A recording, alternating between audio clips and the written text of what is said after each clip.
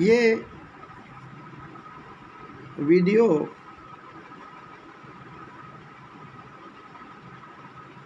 पूतना उद्धार, जो पूतना राक्षसी है उसका जो उद्धार हुआ है, श्रीमद् भागवत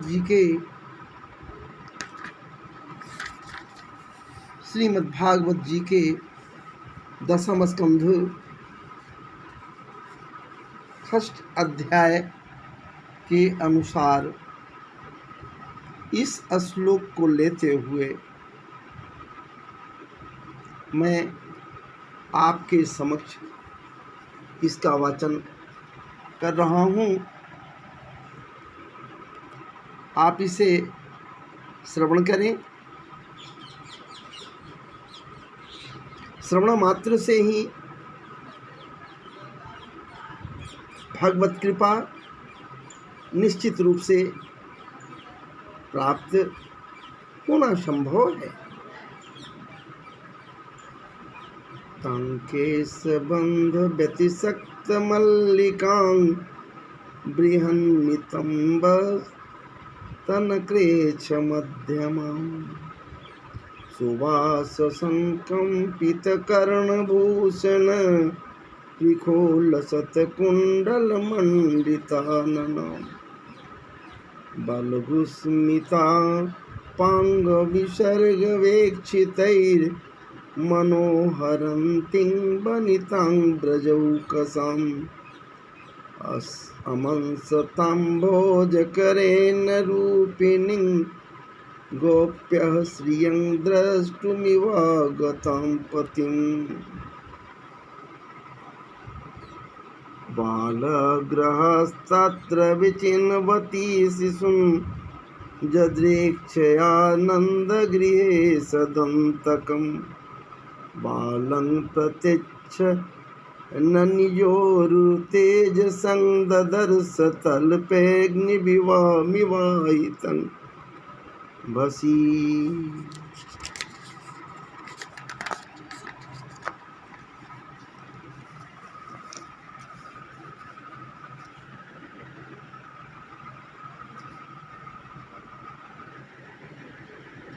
विबुध्य तं बालकमारिकाग्रहं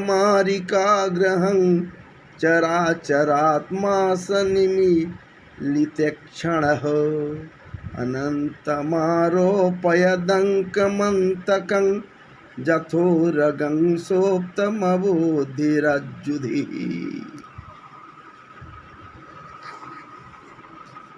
तां ते क्षीणाचेत्तम तिवाम चेष्टितां वीक्ष्यान्तराके कोशपरेच्छदासिवत् वरस्त्रियं तत्प्रभया च दर्शिते निरीक्ष्यमाणे जननी ह्यतिष्ठिताम् तस्मिन् तनं दुर्जरवेर्जमूलवनं घोराङ्कमादाय शिशोर्ददावथ गाढङ्कराभ्यां भगवान् प्रपीड्य ततः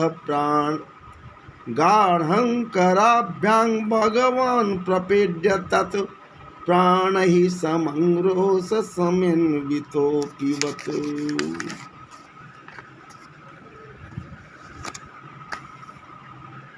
सा मुञ्चालमिति प्रभासिनी निष्पेड्यमानाखिलजीववर्मणि निभृत्य नेत्रे चरणौ भुजौ मुहुः प्रसन्नगात्रा क्षिपतिरुरोद तस्यास्वनेनातिगम्भीरहंसा तस्यास्वनेनातिगम्भीरहंसा साद्रिर्महीद्यौश्चचालसग्रहा रसादिशश्च प्रतिनेदिरे जना पेतुः क्षितौ वज्रनिपातशङ्कया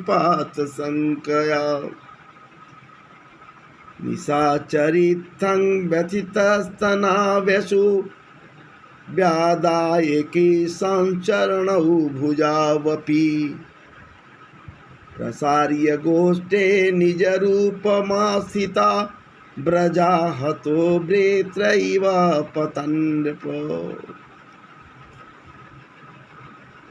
इस प्रकार से द्रुत विलंबित छंद में जो श्रीमद्भागवत जी में दसम स्कंध के षष्ठम अध्याय में अंकित है, उसके अनुसार आपके समक्ष भगवान के बाल रूप अर्थात उनके प्राकट्य के छठे दिन छठी के अवसर पर जब पूतना नंदगेह से कुंवर कन्हैया को बाल गोपाल को अपने अंक में लेकर बाहर निकली है, चूँकि वो जिघांसा के नियत से आई है, ठाकुर जी को मारने के नियत से आई है। ये कंस के द्वारा प्रेषित है, स्वयं तो बाल घातनी है ही, बाल शोणित पिपासनी है ही, ऐसे तो शोणित पिपासनी है ही, राक्षस कुल से संबद्ध रखती है, असुरों की ये बहन है, बकासुर की बहन है, अघासुर की बहन है, आदि आदि। लेकिन एक बात इतना भी है, हमारे कृष्ण कन्हैया को सब कुछ समझ है, सब कुछ याद है, 6 दिन के हैं, इससे क्या बना। वो ये समझ रहे हैं ये पूतना है कौन। ये पूतना वही है जो कभी मुझे वामन रूप में राजा बलि के यहाँ देखी थी। मुझे जब उस समय ये बलि पुत्री रत्नमाला थी, इसके अंदर में हमें देखने के बाद भाव बना था, ऐसा पुत्र होता मैं गोद में उठा लेती। लेकिन मेरे विराट रूप में प्रत्यक्ष होने के बाद 3 पग भूमि, 3 पग में ही बलि का पूरा वैभव स्वयं बलि को भी ले लेने के बाद इसके मन में भावना आई कि इस गोद में लिए हुए बच्चे को मैं कालकुट लगाकर, जहर लगाकर पिला देती। ठाकुर जी सबके हृदय की बात को खूब पहचानते हैं, खूब जानते हैं, उसके अंदर के मनोभावों को भी जानते हैं। लेकिन अंक में उठाने की बात को भी ये समझ रहे हैं कि भाव तो बना, अंक में लेते ही कोई माता, कोई बहन, कोई भी जब किसी बालक को अंक में लेती है तो उसके अंदर ममत्व जागृत होता है। बस उसी ममत्व, जागृत ममत्व के प्रति ठाकुर जी का मन भी चला गया। अमना होते हुए भी चूँकि अवतरित हुए हैं, अवतार ग्रहण किए हैं, मन बनाने के लिए मन बनाकर अवतरित हुए हैं। मन बनाते हैं, बिना जोग माया का थोड़े कुछ होता है। और इन बातों को समझते हुए हमारे ठाकुर जी, हमारे कुंवर कन्हैया कृष्णचंद्र जी महाराज बाल गोपाल इस बात को समझ रहे हैं कि ये आई है यहाँ उसी भाव से, तो फिर सोचना क्या है। अब इसका उद्धार का समय भी आ गया है। इसके मन में जो भाव आए थे अपने कर्म के अनुसार, ये रक्षकुल में आई, राक्षसी बनी है, बाल घातनी है, शोणित से अपने पिपासा को शांत करती है, अपने अंदर के समस्त इच्छाओं को जागृत करते हुए अदम्य अभिमान से परिपूरित होते हुए ये खूब छककर जिस प्रकार से मदिरा पान करती है उसी प्रकार से, या फिर मदिरालय में बैठे हुए मदिरा पान करने वाले लोग खूब छककर पान करते हैं, ठीक उसी प्रकार से ये शोणितालय से शोणित का खूब चक्कर पान करती है। बालघातनी है, खास करके बच्चों को ही मारती है अपने, और उनके वक्ष से शोणित का पान करती है। खून के प्रत्येक कतरे को पीती है। ये पूतना, जो पूतना है, जो पवित्र नहीं है, ये पूती नहीं है, ये पूतना है, ये पवित्र है ही नहीं है।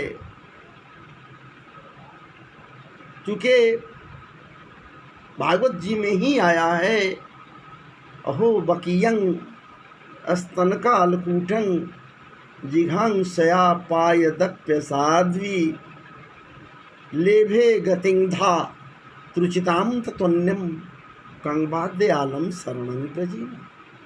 दया सागर, दया सिंधु, भले ही दया सिंधु है, लेकिन ये बकासुर की बहन पूतना कोई सामान्य नहीं है, ये सहज नहीं है, असहज है।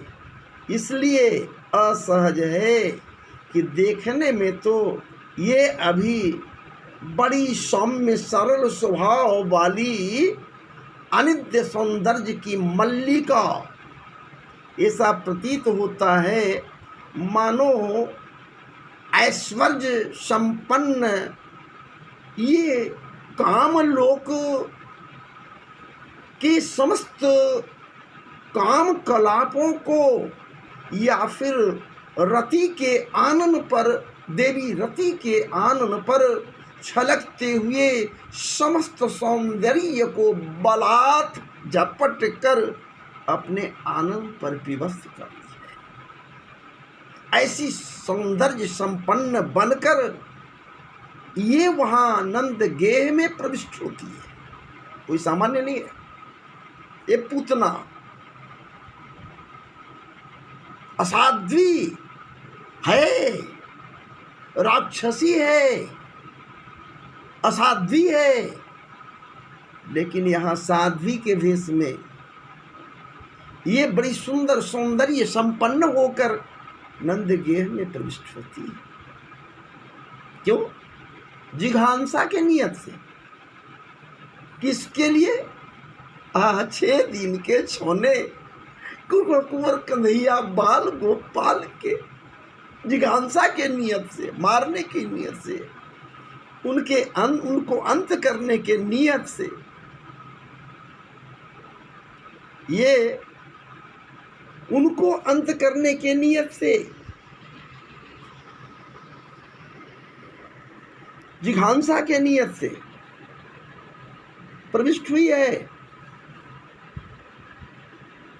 कालकूट लगाए हुए, कोई साधारण विष होता तब तो बात कुछ और है। ऐसा विष है जिसका नाम है कालकूट। ये वही विष का कतरा है जिसे पान करते समय भूतनाथ भोलेनाथ से कहीं हल्का फुल्का गिर गया। पान करते समय, समुद्र मंथन के समय जब कालकूट प्रारंभ में निकला, मदराचल को मथानी बनाकर, जब बासुकी को नेति बनाकर, जब असुर और देवताओं के द्वारा समुद्र का मंथन होने लगा अमृत को पाने की चाहत में, तो भैया अमृत तो बाद में प्रकट हुआ, पहले कालकूट निकला, विष निकला। और उस विष के प्रभाव से समस्त वातावरण दग्ध होने लगा। समस्त के समस्त परिवेश दग्ध होने लगे। चर आचर जो कुछ भी थे दग्ध होने लगे। उसके तीव्र ताप से ऐसा प्रतीत होने लगा मानो अब सृष्टि जलकर खाक हो जावेगो। उस विष के प्रभाव से जो समुद्र मंथन कर रहे थे भाग चले, मंथन कार्य छोड़कर भाग चले। सोच लीजिए, वही कालकूट ये है, उसके तेज से अंत में आकर वहां का हम जो हुआ वहां हम नहीं लेकर जाना चाह रहे हैं आप सबों को। एकाएक मन में उद्गार जगा। इस वीडियो में मेरा सिर्फ आवाज लोड हो रहा है और कुछ नहीं लोड हो रहा है। कुछ श्लोक बोले हैं वो लोड हुआ है, बाकी हमारी आवाज है। संभवतः हमारी आवाज आप निश्चित पहचानेंगे। आवाज थोड़ा भारी हो गया है तबीयत खराब होने के कारण, लेकिन मन मान नहीं रहा है। मनना ही 10-20। ठाकुर मन तो एक है, तेरे में लग गया है, कहाँ हटाऊं? तेरे लीला चर्चा में लगाए रहूं। दूसरे किसी की बात करने से क्या फायदा? सुनिए ठिलई है लोग सबे बाँट न लई है कोई। इसलिए तेरी चर्चा तेरे लीला में मैं लगा रहूं, यही मेरा सबसे उत्तम साधन हो मेरे जीवन का। तो मैं था वहाँ, आइए पुनः मैं लेकर चलूँ आपको वही कालकूट। उसी कालकूट को जब नीलकंठ बनते हुए नीलकंठी भगवान भूत भावन अपने कंठ में स्थापित कर लिए, तो थोड़ा एकाध कतरा जो गिरा पहले वही तो इधर उधर हो गया था। मायावी है, राक्षसी है, असुर जाति की है, उपलब्ध हो गया। इसी कालकूट को ये अपने स्तन पर लगाए हुए, क्या बात है, चौने सवरिया सरकार को जिघांसा के नियत से पिलाने के लिए पहुंच गई। जरा सा भी दया नहीं से हृदय में। बाल घातनी को 14 दिन के बालक को, 14 दिन के चौने को, 14 दिन के छोटे सरकार को मारने के लिए ये पहुंची है। और वो भी बेस बनाई है नित्य सौंदर्य, ऐसा लग रहा है मानो दया की प्रतिमूर्ति हो। स्मित मुस्कान इसके अधरों पर है।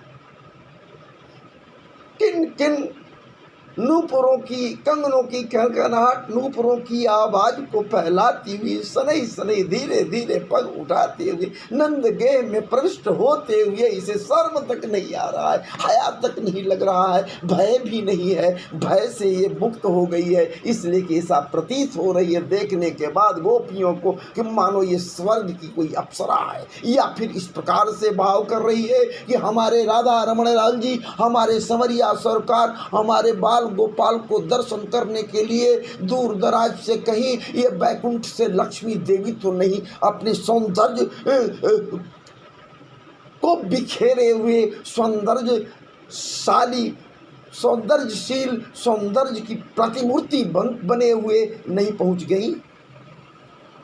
अरे साहब, विचार करते हुए वो गोपियां स्वयं मार्ग छोड़कर हटती गई और ये चली गई। वाह वाह वाह वाह वाह वाह। और जसोदा रानी देखकर हतप्रभ हो गई, उसे आव भाव करने लगी, उसको आव भाव करने के लिए अंदर से कुछ लाने के लिए चली गई। तब तक ऐ पूतना, बाल घातनी पूतना, बाल गोपाल संवरिया सरकार को उठा ली, गोद में अंक में लेकर बाहर चलती बनी ठाकुर जी। लेकिन उसके पहले ही अपनी नेत्र को बंद कर लिए थे, देखना पसंद नहीं कर रहे थे। बाल घातनी है, हत्यारिन है, जो हत्या करने वाली है उसे देखने से भी पाप लगता है। बहुत तरह के संतों के द्वारा भाव किया गया है यहाँ पर। लेकिन उन भावों को मैं पूरी तरह से स्पष्ट करने में अभी असमर्थ हूँ। जो मन में आ रहा है भाव वही आपके समक्ष रख रहा हूँ। तो फिर अहो बकियं स्तन कालकूटं जिघांसया पाय दप्य साध्वी लेभे गतिंधा तुर्चिताम तत्वन्यं कंगवा दयालम सवनम। ये स्तनों में कालकूट लगाए हुए है, विचार की कि बाहर निकले, स्तन का दूध पिलावें और इनको हम समाप्त कर दें। मालघातनी है ही, कोई दया है न धर्म है न ममता है, ममत्वहीन है, दयाहीन है, धर्महीन है, राक्षस कुल की है। इसके पास कहाँ से दया भाव होगा। और ये ठाकुर जी के मुख में अपने स्तनों को दे देती है, गोद में लेकर बैठकर स्तन को मुख में दे देती है। और ठाकुर जी स्तनों के निपुल को मुख में ले लेते हैं, दोनों हाथों से दोनों स्तनों को पकड़ लेते हैं। एक स्तन के निपुल को अपने मुख में लेते हैं और उसके वक्ष पर नन्हे नन्हे नन्हे मुन्ने छोटे मोटे ये छोटे छोटे पाँव से टक्कर मारते हैं, स्तन पर पाँव को भी रज्जिमा देते हैं और पीने लगते हैं चुसुर चुसुर चुसुर चुसुर। प्रारंभ में ठाकुर जी उसके ममत्व का पान करने लगे। भैया ये दुग्ध पान करने के समय माता के दुग्ध को पान करने में जो ममत्व प्राप्त होता है, ममत्व का याद ठाकुर जी को ताजा हो गया। चूँकि ये कुछ समय पहले ही तो नंदरानी के अंक में बैठकर उनके दुग्ध का पान कर किए हैं। सूखे हुए स्तन में दुग्ध का प्राकट्य होने के बाद जब ये पान कीन है तो ममत्व संयुक्त दुग्ध का कहना ही नहीं है भाव। भैया उसी दुग्ध का इन्हें याद ताजा हो गया। ठाकुर जी तिक्तामृत का पान करने लगे, दुग्धामृत का पान करने लगे, ममत्व संयुक्त ममत्वामृत का पान करने लगे। ममत्व से ओतप्रोत पूतना के कालकूट लगे हुए स्तन के अंदर के दुग्ध पहले पीने लगे। खूब मन से पिए, छककर पिए, प्रेम से पिए, प्रेमातिरेक से ओतप्रोत होकर खींच खींच कर दोनों हाथों से स्तनों को निचोड़ निचोड़ कर खूब दूध पिए दोनों में महाराज जी। अब पीने के बाद क्या बात है। ठाकुर जी विचार किए कि ममत्व तो मिल गया, माता तो हमारी बन गई, जो मैं वादा किया था, सत्य संकल्प था, तुझे मैं वहाँ रत्नमाला के रूप में तथास्तु कहा था, तेरी इच्छाएं पूरी होगी, आज पूरी हो गई है। तो चल अब तुझे उत्तम लोक की प्राप्ति करा दूं। ये विचार करते ही ठाकुर जी अब प्राण पीने लगे। महाराज जी प्राण निकलता है तो सहज दुख नहीं होता है, असहज दुख होता है प्राण के निकलने के समय। मुझे अनुभव नहीं है, कभी निकलता नहीं, लेकिन दुख तो होता है, ऐसा शास्त्रों का मत है। असहज असामान्य दुख होता है। और जब दुग्ध पीने के बाद प्राण को ठाकुर जी पीने लगे तो हाथ पैर छटपटाने लगी, हाथ फेंकने लगी, पैर फेंकने लगी और ठाकुर जी उसके सीने पर बैठकर पी रहे हैं प्राण को। और उस पीने के दरमियान में ही वो बेचैन व्याकुल होकर कहती है, सा मुंच मुंचालमिति प्रभासिनी निस्फिड्यमान खिल जीव वर्मणि निवृत्त नेत्रे चरणौ भुजौ मुहु प्रसन्न गात्र चिपती रोधा, वो चिल्ला उठी, रोने लगी। ठाकुर जी पी रहे हैं उसके प्राण को, दुग्ध के पीने के बाद दुग्ध के साथ प्राण को पी रहे हैं। दोनों हथेली से उसके चुचुक को पकड़े हुए हैं और चुहुर चुसुर चुसुर करके प्राण पी रहे हैं। और वो हाथ पैर चपटाते हुए मुंचा मुंचा, छोड़ो छोड़ो छोड़ो छोड़ो चिल्लाने लगी।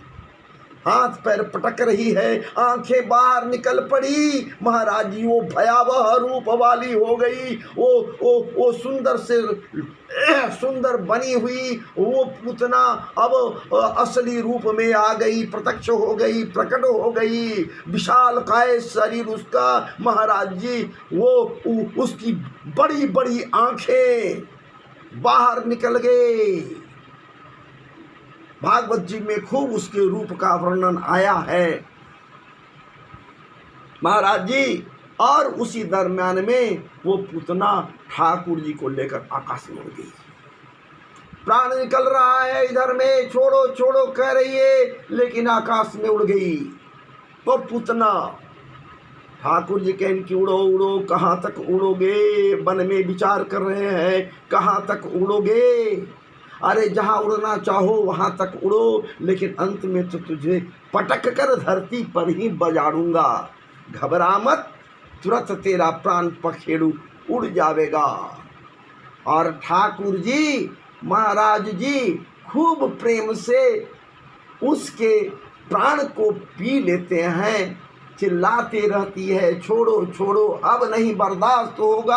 अरे पहले दुग्ध पीकर हमारा पुत्र बना, अब तुम पुत्र बनकर हमारे वो ममत्व को पिया, अब तुम मेरे प्राण को पी रहे हो। ये कहाँ का नीति है? ये तो गलत नीति कर रहे हो। मत पियो मेरे प्राण को, मेरे प्राण को छोड़ दो, छोड़ दो, मुंचा मुंचा छोड़ दो। ठाकुर जी कहें कि अरे मैया, अरे मैया, एक तो मैं किसी को पकड़ता ही नहीं, मैं बड़ी असहज हूँ, मैं किसी को नहीं पकड़ता मैया, लेकिन जब मैं पकड़ लेता हूँ तो मैं छोड़ता भी नहीं मैया।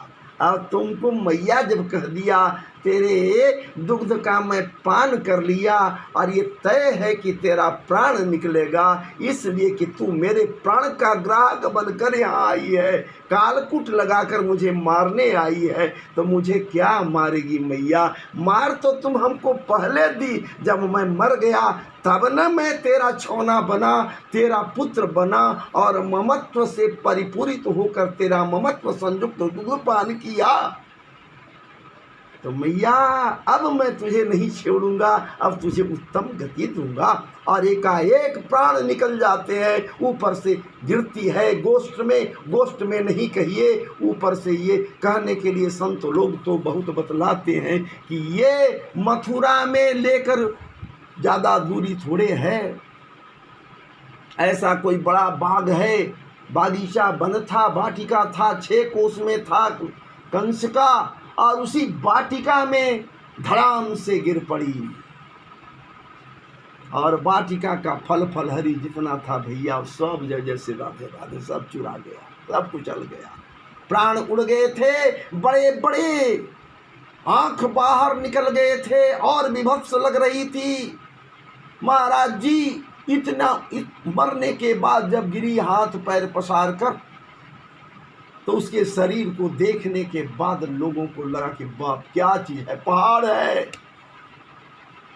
सीढ़ी लगाकर लोग चढ़े उसके ऊपर, क्या क्या अनेकों प्रकार की बातें हैं। ठाकुर जी को फिर वहां से उठाकर लाया गया और ठाकुर जी को गोपुच्छ से झाड़ा गया, गो माता के आश्रय में लाया गया और इस प्रकार से पूतना का अंत हुआ। लेकिन ऐसी कृपा वो पाई कि वो पूतना नहीं रही महाराज, राक्षसी नहीं रही, पूतना तो धन्य हो गई। धन्य कैसे न हो जिसके वक्ष पर समरिया सरकार अठखेलियाँ किए हो, जिसके स्तनों को पकड़कर मुख में लेकर चुसुर चुसुर दुग्ध पान किए हों। वैसी वो पूतना राक्षसी अब रही कहाँ। महाराज जी किसी को संस्कार करने के लिए संस्कार करने वाला एक भी नसीब नहीं होता, और यहाँ उसके शरीर का 108 टुकड़ा किया गया। वसुदेव जी आशंकाओं से घिरे हुए उस समय कर देने के लिए गए हुए थे, और वो लौट कर आए हैं,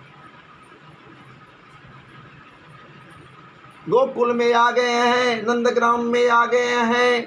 देखकर वो भी आश्चर्यचकित है पूतना को।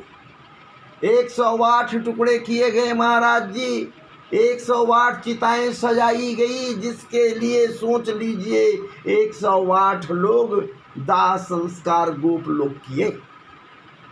और जब वो जलने लगी पूतना, वो शरीर जब जलने लगा संस्कार के समय, तो उसका सुगंध योजनों सुगंध, दिव्य सुगंध से भर गया वातावरण। कैसे न भरे, जिसके हृदय पर ठाकुर जी खेलियां किए, जिसके हृदय पर चरण का प्रहार किए हों, उछल कूद मचाए हैं, जिसके चरण पर, जिसके ये स्तनों पर, वक्ष पर बैठ कर ठाकुर जी उसके चुचुक का पान किए। महाराज जी अब कोई सामान्य राक्षसी थोड़े रह गई कि दुर्गंध निकलेगा, उसको जलने से सुगंध फैल गया, पूतना हीन हो गया ये, और उसको उत्तम गति दे दी। जो माता को गति दी जाती है, या जो कौशल्या को कभी गति देंगे, ये यशोदा को कभी गति देंगे, ठाकुर जी वही गति दे दी। यहाँ इस पूतना को अहो बकीयं स्तन कालकूटं जिघांसया पायद प्रसाद्वी लेभे गतिंधा त्रुचिताम तत्वन्यं कंगवा दयालम की चरणं। कितने दयालु है वो दया सिंधु, वो दया सागर कितने दयालु हैं। वो सिंधु के हम सब के सब बिंदु हैं। चाहे किसी प्रकार का कोई कर्म करे, निम्नतर कर्म करे, उच्चतर कर्म करे, या फिर कर्म करे ही नहीं, कर्म जो कर रहा है दूसरे को प्रताड़ित करने के लिए कर रहा है, जो कर्महीन है वो भी बिंदु है उस कृपा सिंधु समरिया सरकार के। बिंदु है, तरंग है, बुदबुद है, और एक दिन उस बिंदु को, इस ऐसे निम्नतर बिंदु को भी जाकर समरिया सरकार के सिंधु में समाहित हो जाना है। वहाँ कहाँ कोई ये है कि वो बिंदु है, वो बिंदु है, वो बिंदु है, कहीं कोई भेद नहीं है, वो कृपा सिंधु में समाहित हो जाता है। तो आइए इस अध्याय को मैं यही समापन करूं, और इस प्रकार से एकाएक अनुराग जग गया, तो ठाकुर जी के लीला चर्चा में मैं लग गया। आपके समक्ष अपने इस 2-4 शब्दों से आपको तृप्त करने का प्रयास किया। आप उम्मीद है कि आप लोग निश्चित रूप से इसको श्रवण करेंगे, और नहीं होगा तो मेरा यूट्यूब चैनल जो है, जिसको आप ब्रजेश्वर मिश्रा अंग्रेजी में लिखेंगे BRAJESHWAR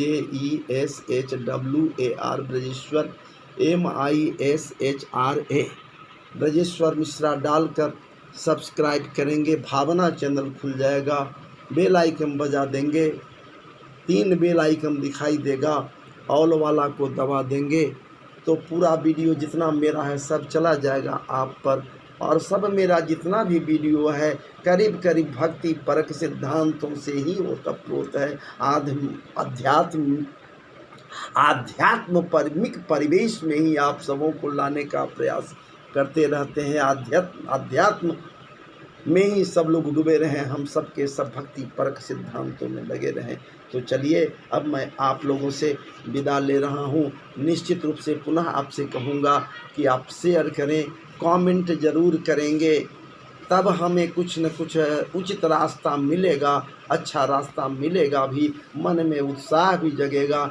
इस 71 साल के उम्र में आपके लिए कुछ न कुछ प्रस्तुत करते रहते हैं, मेरा मन भी बहल जाता है, ठाकुर प्रेम में भी लगे रहते हैं। चाह कुछ नहीं मुझे नहीं है, बस चाह यही है कि उनके लीला चर्चा में लगे रहें। जय जय श्री राधे, जय जय श्री राधे, जय जय श्री राधे, जय जय श्री राधे। वृंदावन बिहारी लाल की जय।